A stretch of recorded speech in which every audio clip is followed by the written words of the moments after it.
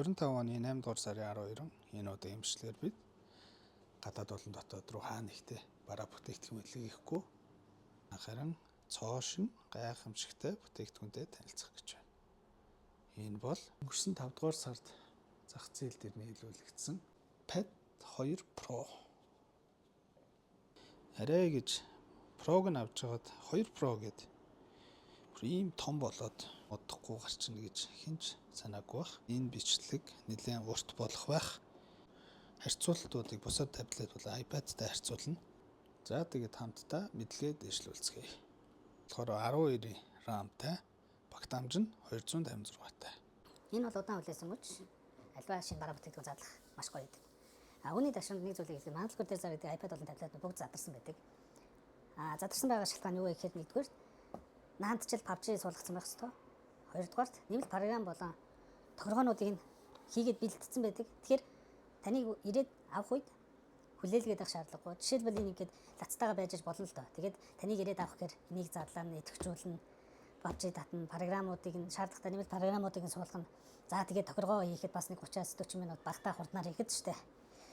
Тэгэхээр багтаа ерөнхийдөө 2 цаг зарцуулдаг. Тэгэхээр 2 цаг ирээд дэлгүүр дээр хүлээнэ гэдэг маш хэцүү. Тийм учраас задарсан байдгийг ойлгоорой. Тэгээд энэ хүү таблетыг авах хүнд ч гэсэн хэлэхэд одоо яг энэ бичлэгээр ингээд шинээр нь задлж байгаа шүү. За задлж явах явцдаа яг надад өөр төрсөн мэдрэмжээ хуваалцаад явна. Тэрнээс ерөнхий бусад мэдээллүүдийг бол дараагаар нь ээлж дараалтаагаар та бүхэндээ тайлбарлаа явнаа.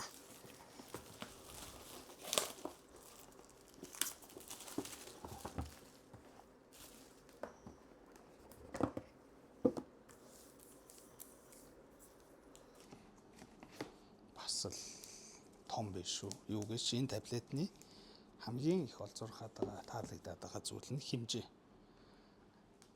Samsung-ийн Ultra загварын дараа орохоц 13.2 инч. iPad дээр хамгийн том хэмжээ нь 12.9 байдаг.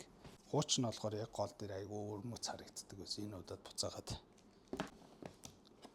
За хайрцаг дотор дагалдаж ирдэг зүйлсүүд бол маш тодорхой. Энэ дотор задлаад ширэг байх танилцуулга байгаа. Энэ бол кабель. C-гээс 10. OnePlus бол дандаа C-гээс 10 байгаад идэг. SuperVOOC 67 Вт. Өмнөх загвартай харьцуулахад адаптерын хувьд, цэнэглэгчний хувьд бол шинжлэх оруулаагүй нь яг SuperVOOC 67. Энэ нь өөрөө хангалттай гэж үзэж байгаа юм байна да.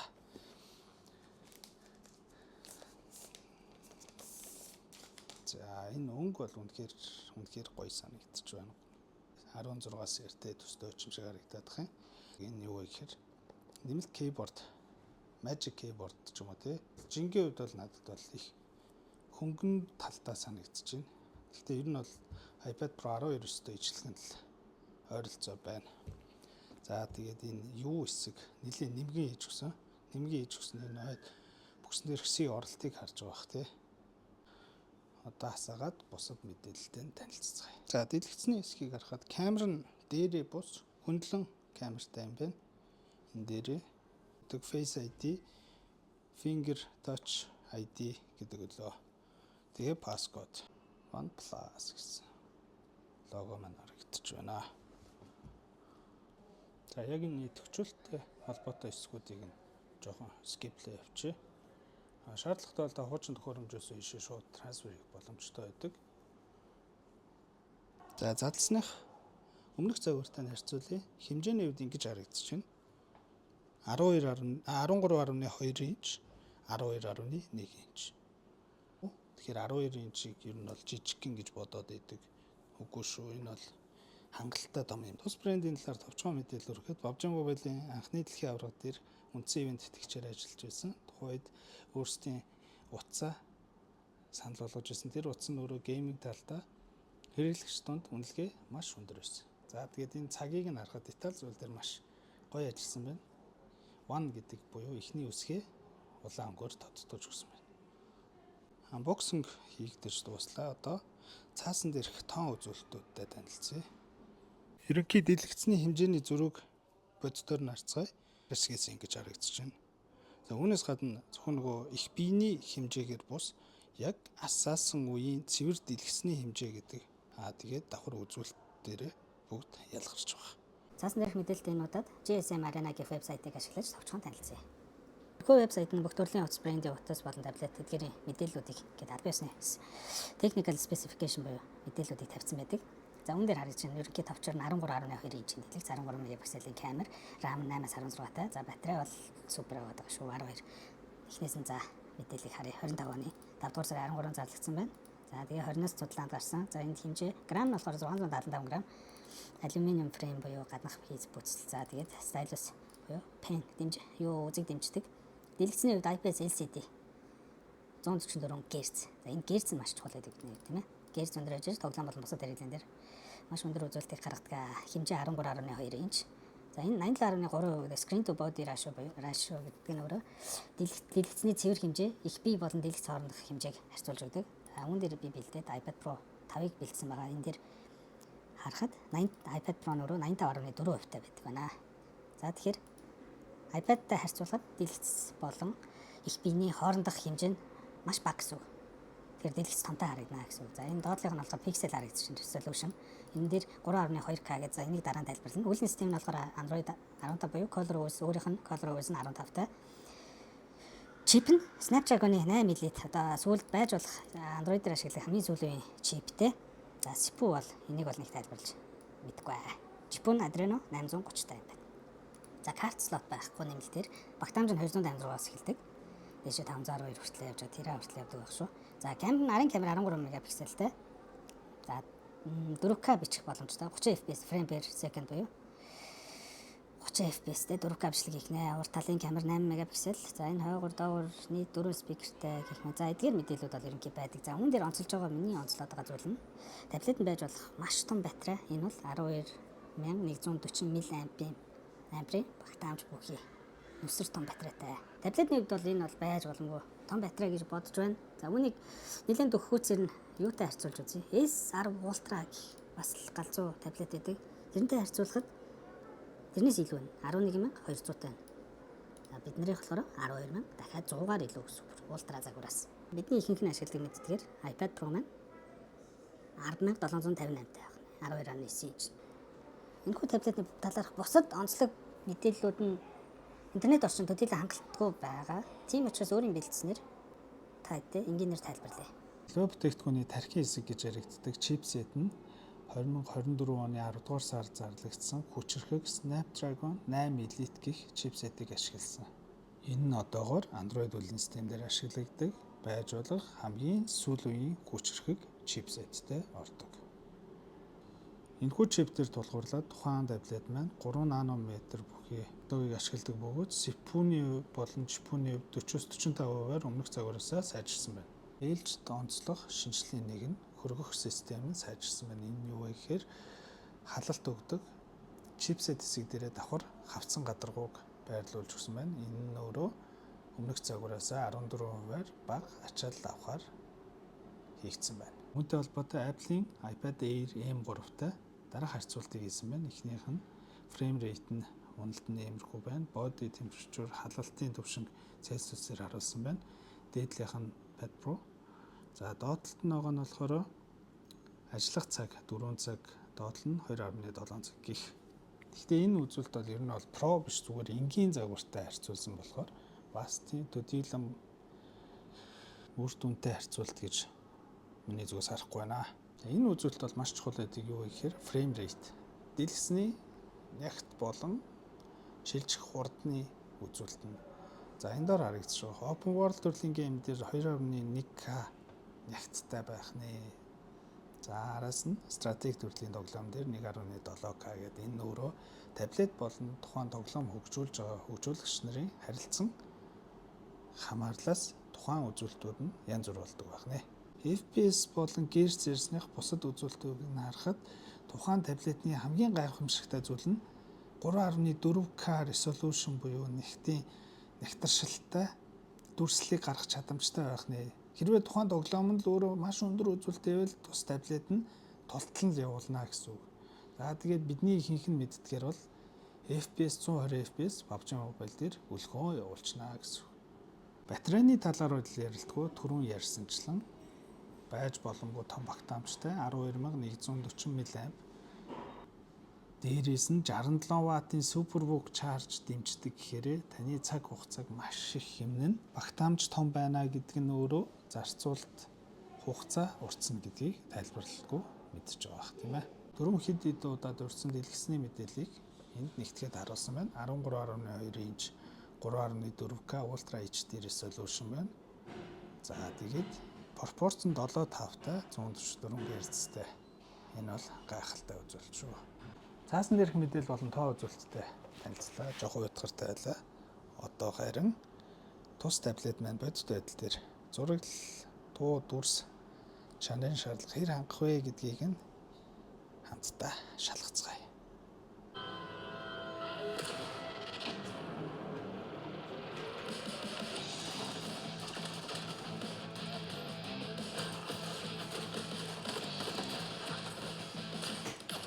За тэгээ бидний гол хэрэглээ бол мэдээж тоглоом PUBG. За жишээ болгоод энэ хятад PUBG татлаа. Энэ Pad 2 Pro, энэ iPad. За iPad дээр маань Smooth Ultra Extreme буюу 120 FPS орж байгаа. За энэ хятад PUBG-н дээр болохоор хараа 144 FPS, 120 Hz дээр дахиад нэг. Энэхүү таблет нь өөрөө 144-ыг дэмжиж байна гэсэн. Энэ аль тасархаа. Зураг лидер бол гоё. Гэхдээ бид нар бол Монголд бол нэг хятад PUBG тоглоод байхгүй байх. Dolby Atmos 4 талт 8 спикерийн дууралт нь хэр байхыг шалгацгаая. Тест болгож YouTube дээрээс бичлэг тавилаа.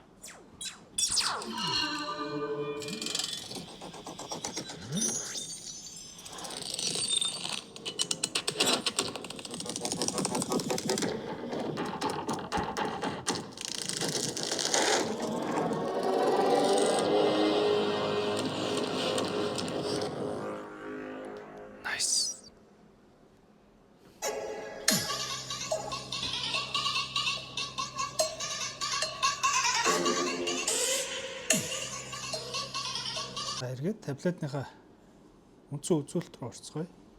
256 багтаамжтай процессор, буюу chipset Snapdragon 8 Elite 12140 mAh батарей. RAM нь 12-той. Өмнөх загвар дээр дурж ирсэн нөгөөний гайхалтай шинжилэл бол үүн дээр бас байгаа. Тэр юу вэ гэхээр RAM-аа өөр дээрсээ өргөдгөн. Одоо өөрийнх нь байгаа 12 дээр нэмэх нь дахиад 12-оор нэмээд хүчин чадал маань төгс төгөлдрөлөө төхнэ гэсэн. Энийг гараараа хийчих болно. За бусад мэдээллүүд бол энэ дээр байна. Үйлдвэрлэлийн системийн хувьд OnePlus брендийн өөрийн ColorOS гэх систем нь сүүлийн iOS 15 дээр татагдчих байна. За зарим хэрэглэгчдийн хувьд эдгээр аппликейшнууд ер нь суудгүй, тийм бүсчилсэн юм байдгүй, регион хамаардгүй гэж асуудаг. Тэрэн дээр бол асуудал байхгүй. Хэрв та үсэх юм бол Play Store, альсгүй App Pure гэх нэмэлт сорсуудыг татснаар өөрийн дурын аппликейшн тоглоомоо татах боломжтой. За түүнээс гадна энэ өөрийн төрөм Game Booster гэх функц байдаг. Эдгээр энэхүү функц Game Booster нь өөрөө тоглолтын явцад ч хүснээр удирдах боломжтой. Хянах дэлгэцсэн. Үүн дээрээс батарейны хувь сүлжээ дээрээс нь FPS буюу frame per second харагдаж байдаг. Эсвэл та Balance Pro Gamer доороос нь герц явц тааруулах боломжтой. За цаашлаад энэ performance буюу аналитик мэдээллүүдийг нь хараад ямар ачаал хаана юун дээрээ өгч ин гэдгээ хянах боломжтой байдаг. Тэрийгээрээ Android үеийн систем арай илүү байгаад байгаа. За түүнчлэн тоглоомноос гадна заавал бүх юмыг тоглоомтой холбоодох шаардлагагүй гэж би яриад байдаг тийм ээ. Энгийн хэрэглээнд график дизайн одоо юу гэдгийг те хайрцаггүй зүгээр офисын хэрэглээнд ч юм уу. Тэд нар дээр энэ хүү таблетны үзүүлэлт бол дэндүү хангалттай. Сүүлийн орчин үеийн бүхэл функцүүд энэ дээр хэвэн ажиллана. Одоо хамтдаа PUBG Mobile Global Edition Global хувилбараа татсан байгаа. Үүн рүү ороод зураглал үзүүлэлт нь хэр явахыг харцгаая. Хамгийн ихэнд шалгах зүйл маань мэдээж график Smooth Ultra Extreme 120 FPS. 120 FPS орно гэдэг маань одоогоор бид нар PUBG Mobile-ыг дээд зэгтэн тулгаж тоглож байна гэж ойлгож болно. За тренинг раунд дээрх ерөнхий зураглалыг харахад бол TPP өнцөг нь хол дээр байхад хөл нь харагдаж байна. Тэгэхээр ер нь бол тухайн таблетны минь дэлгэсний хэмжээ iPad-та нэн ижилхэн байна. Гэхдээ бусад зураглал одоо хэрэг ачаал даахыг нь тоглоом руу орж ирж бид нар мэднэ. Тест хийх үүднээс event match дарж байна. PUBG Mobile-ийн үед ердийн доторх ресурс болон файлуудыг нь татаагүй байгаа. Ер нь шалнараа байгаа гэсэн үг. Зарим график нь туллаа харагдахгүй, хувцсмар харагдахгүй. За тэгээд ивент руу буугаад бүүт дээр нь буухад хэрэг ачаал зураглал нь ямар байхыг нь товч харъя. Ингэж одоо зүгээр нэг буултаар бүх зүйл мэдэгдэхгүй. Яагаад гэвэл эн чинь үйлчлүүлэгч та бүхэн өөрсдөө тоглож байж багтаал 7 хоног тасралтгүй тоглож байж юм уу? Яг ялгаа зөрүү хэр гоё байгаа эсхийг нь харах боломжтой. За шинээр гарсан Transformers ивентийн бүүт дээр нь болтлоо. Одоогор бол хөдөлгөөн зураглал, мэдрэгч чадамж, joystick-ний мэдрэгч зэрэг янз юм байна. Тэгээд та нар гайхаж байгаа яагаад гараараа удирдах вэ? Алийн болон бүх юм keyboard mouse-аар тоглох тий. Гэхдээ ер нь бол Android үйлдвэрлэлийн систем дээр бол тэгээд нөгөө холбогчдох хөрөмж бүгд дэмждэг, тэрийг тайлбарлах илүү зах тийм ээ.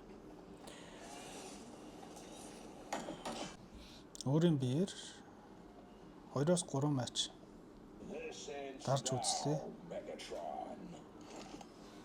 Тоглож явах хэвчээд ямар нэгэн гацалт юм алдаа дутагдал мэдрэгдсэнгүү, үүлэх зүйл гарсангүй. Давхар Гайрогийн орноос тоглож үзлээ. Гайрогийн асаасан Гайроны мэдрэгч нас үнэхээр гоё юм байна.